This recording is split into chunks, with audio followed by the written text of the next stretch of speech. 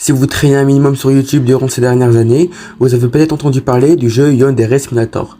Et j'en suis quasiment sûr car ce jeu a été ultra populaire lors de sa sortie en 2016.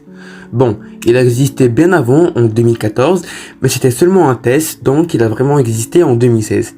Bon, bonjour, moi c'est Differrock et dans cette nouvelle vidéo, je vais vous parler de la descente aux enfers du jeu Yandere Simulator, expliquant pourquoi il n'est jamais sorti complètement, et de toutes les controverses liées à son créateur. Yandere Simulator est un jeu développé par Yandere Dev. Il a vu le jour en 2016 et le concept était plutôt simple et original. Vous contrôlez Ayano, une yandere, une femme très popularisée par les animés, qui est une personne qui est prête à tuer pour l'amour d'une personne. Bon, ici c'est lui, Senpai. Le concept était simple, vous devez tuer Osana avant la fin de la semaine, avant qu'elle ne déclare son amour pour le Senpai. En réalité, il devait avoir 10 prétendantes, mais le jeu n'est quasiment pas encore sorti alors qu'on est en 2024. Et malgré ces vidéos et ces accusations, le jeu était plutôt cool. Le concept de jouer lycéenne dans un jeu comme Hitman avec plus de liberté a mis d'accord tous les fans.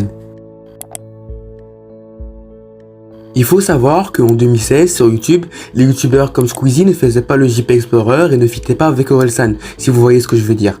Non, la mode à cette époque, c'était la méta des jeux what the fuck. Donc un jeu sur une lycéenne qui tue avec beaucoup de gore dans une esthétique d'anime japonais de romance, c'était plutôt efficace. Et comme il était à son début du développement, il avait de nouveautés et des mises à jour bien fréquemment. Donc c'était bien pour faire une série de vidéos sur le jeu. Et aussi, ne me faites pas dire le contraire, mais le jeu est cool. Bon, je sais que je vais tracer sur le jeu et sa chute, mais la liberté, le chara-design et le jeu en lui-même est très réussi. Bah du coup, 9 ans après la bêta, le jeu est sorti? Eh bah non. Bon là, je vais présenter 2 points pour expliquer pourquoi ce jeu assez prometteur n'est et ne va peut-être jamais voir le jour dans sa version complète. 1. Controverse auprès de la femme. Le jeu a eu plusieurs dramas au sujet du respect de la femme. Bah oui, comme tu photographies des culottes pour progresser dans le jeu, c'est assez problématique. Mais en soi, ce problème ne vient pas du créateur. C'est surtout un sujet qui pose problème dans la Japan Animation. Et aussi, tout ce qui s'apparente à du fanservice est très présent et accentué sur le jeu. Et ça me ramène à un deuxième point. 2. Le jeu en lui-même. Comme on l'a dit avant, le jeu est très cool. Mais une seule chose que certaines personnes n'aiment pas, ce sont les modèles. Bah, ils sont quasiment tous identiques, et c'est bien normal car notre cher Yandere Dev va récupérer ces modèles du store de Unity. En vrai, c'est pas vraiment un problème en soi, le store est fait pour, et en plus, Yandere Dev, c'est un développeur et pas un modélisateur. Mais ça pose plus de problème quand on vole les assets d'autres personnes sans les créditer. En plus, il n'est pas très fort en art et non plus en programmation. Bon, je ne connais pas du tout en programmation, mais d'après les chaînes de programmeurs, le jeu est mal optimisé. Il y a beaucoup de bugs et le jeu rame beaucoup même si tu as un PC de baiser. Pour les développeurs, on appelle ça un code spaghetti. Un code mis aléatoirement et sans cohérence qui est pas très optimal pour une machine. Tout ça, ça ne serait pas grave pour un jeu bêta, mais ça fait 9 ans que le jeu est en développement et 9 ans que ces problèmes sont là. Et si le jeu ne finit jamais d'être programmé et est aussi retardé, c'est de la faute de cet homme, Yandere Dev.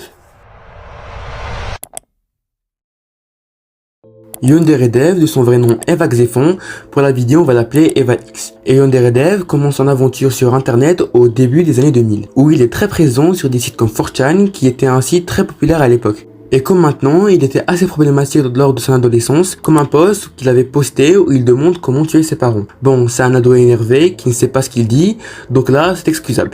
Mais plus le temps passe, plus Eva X était présent sur beaucoup de forums et pas pour dire les choses les plus gentilles du monde. On l'a aperçu plusieurs fois avoir des propos assez misogynes et même pervers à certains moments. On l'a aussi vu demander des conseils sur un forum pour avancer dans un jeu appelé Replay. Et je vais pas m'y attarder, mais en gros c'est un jeu où tu dois agresser sexuellement des mineurs. Bon, on commence à comprendre le personnage, une personne assez dérangée, ayant un rapport aux femmes assez malsain et étrange.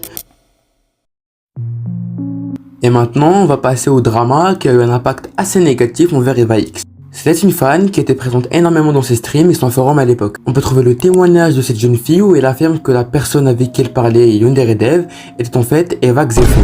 Quand elle avait 14 ans et lui 21, Eva lui aurait demandé des nudes et aurait fait plusieurs actes obscènes et déplacés envers l'adolescente. Eva X répond alors qu'il n'était pas au courant de son âge, alors que l'ado affirme qu'il était conscient de son âge et que ça lui plaisait. Et aussi beaucoup de controverses que je vais pas citer, en particulier une où il possédait un compte Twitter appelé Video Game Babe, dans lequel il parlait d'un certain type très particulier du jeu vidéo, où on peut trouver ce genre de tweet. Et tout cela, c'était avant le développement de Yandere Simulator, avant qu'il ne soit sous le feu des projecteurs.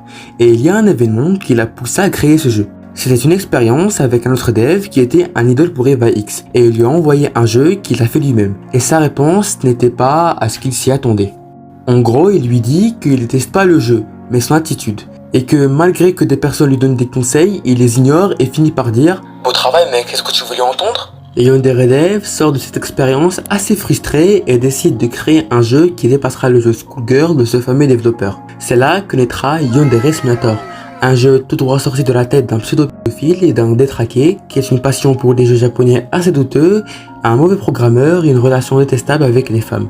Le jeu explose, on en a déjà parlé, ce qui a donné beaucoup de visibilité à ce détraqué et maintenant en 2024 et aucun nombre de jeux finis n'a vu le jour. Et quand des fans essaient de le terminer, Yandere Dev les manipulait et les menaçait de se suicider s'ils le faisaient. Comme on peut le voir, cette personne est très détestable que même un nouveau challenge est apparu, c'est de speedrun le ban dans son serveur Discord, ce qui s'apparente à du harcèlement et je n'aime pas ça.